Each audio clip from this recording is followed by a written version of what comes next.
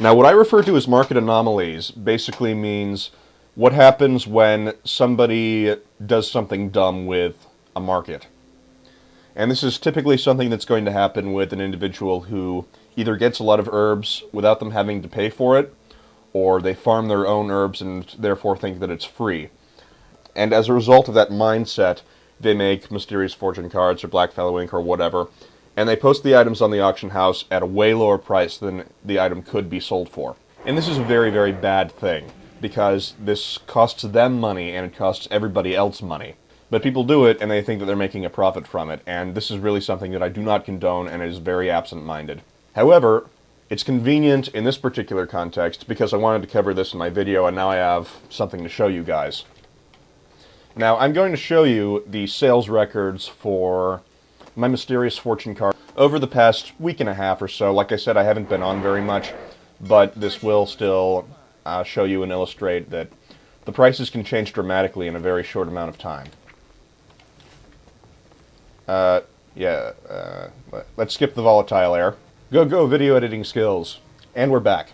Okay, what I did was I just didn't take a bunch of items out of my mailbox that were related to inscription so that I could show you that the prices on a lot of the items had changed randomly. Now let's scroll through to some mysterious fortune cards. This one sold for just over 40 gold, 40, 43, 43, 94, 118, 118, 118, more, and then these are back down to 42 gold. Anyway, I'll pull the gold out of the mailbox later, but what I wanted to show you was that prices change dramatically and they change very frequently.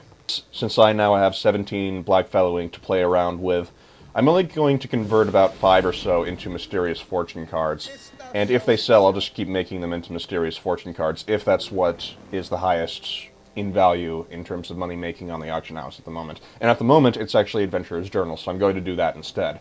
Another thing that I like to do is, I haven't been playing my Death Knight very much recently, so a lot of my auctions I've been making from my mage, whom I've been leveling up recently. And I just make my auctions and post them while I'm questing on my alt character. It's a very convenient way to manage when you need to post new auctions to get some more money. Because if you flood the market, you're going to, as I mentioned earlier, lower the value and lower the price of the item due to the increase in supply. When there's a greater increase in supply but no increase in demand to match it, this will make the price drop. And this is a bad thing because it makes you less money. Now, market anomalies, as I mentioned earlier, generally come about from other people doing stupid things. And I'm sorry, but that's just the way it is. I'm sorry if that sounds mean to anyone, but a lot of people do a lot of stupid things in World of Warcraft, and that's just the way it is. People are people. So, what happens is, let's take a look again at mysterious fortune cards. Mysterious fortune cards are currently going for less than half of what their traditional price on this server is, and it's mainly due to the undercutting of this particular individual right here who's been making some undercuts in the recent days and has been undercutting by about 50% of the actual value. This is a terrible thing. It's costing this person money and it's costing everybody else money. And as I mentioned earlier, I do not condone this. But the reason that I showed you what was in my mailbox was to illustrate the fact that this may or may not be an actual permanent change to the market. When you have enough people who are undercutting enough, it actually lowers the market value of whatever item is being sold, long term. And that's bad, but there's not really anything you can do to prevent it. However, a lot of the times when this happens, it's actually not going to be anything that's permanent. But it still depends, and it still can happen, which is another reason why it's important to never put all of your eggs in one basket, because if it does happen, and it is a long-term effect to the market, now something that'll help you quite a lot with managing the long-term income generated from a certain market are add-ons, specifically the add-on Auctioneer. I went for the Auctioneer bundle that includes Bean Counter, and I'll show you what Bean Counter is. What Bean Counter does is it records all of your sales, basically. It records what you've had to cancel, it records what auctions have expired, and it records which auctions have sold so that you don't have to.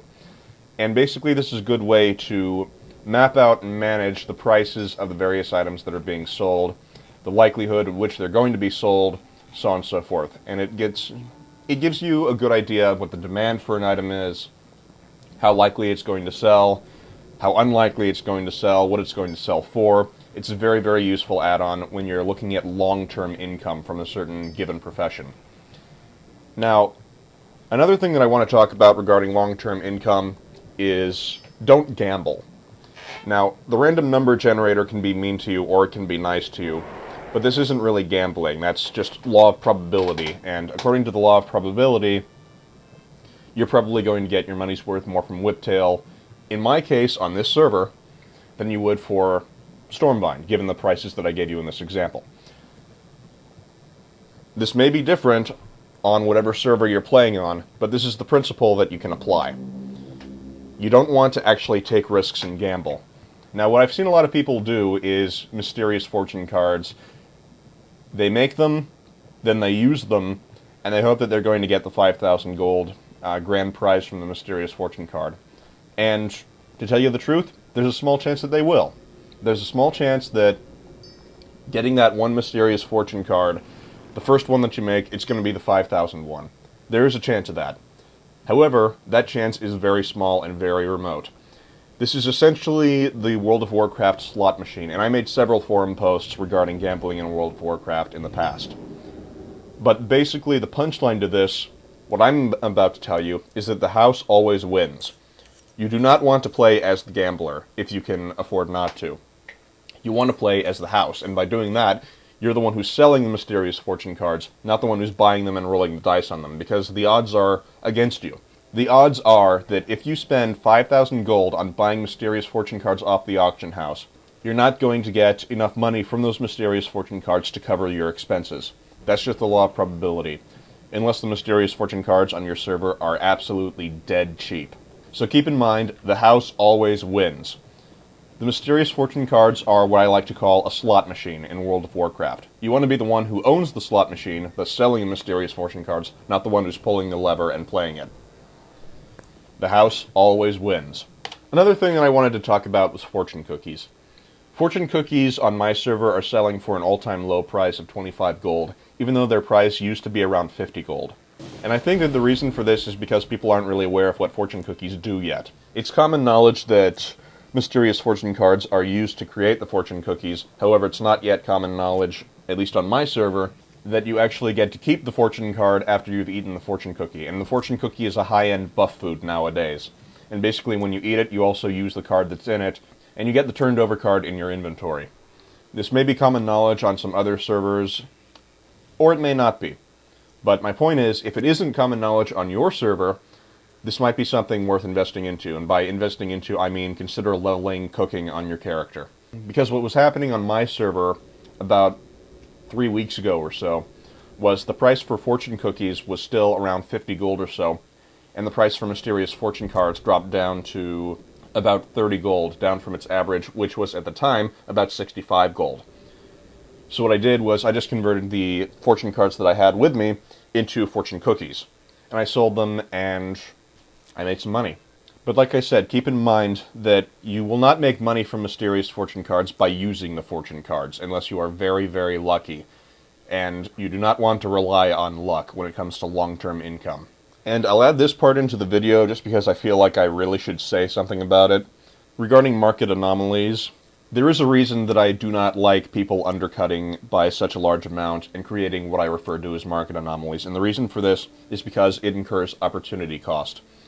Now, what I refer to as opportunity cost means someone goes out and they farm, let's say, 5 stacks of herbs, and they think that because they farmed it, it makes the herbs free. This is not the case.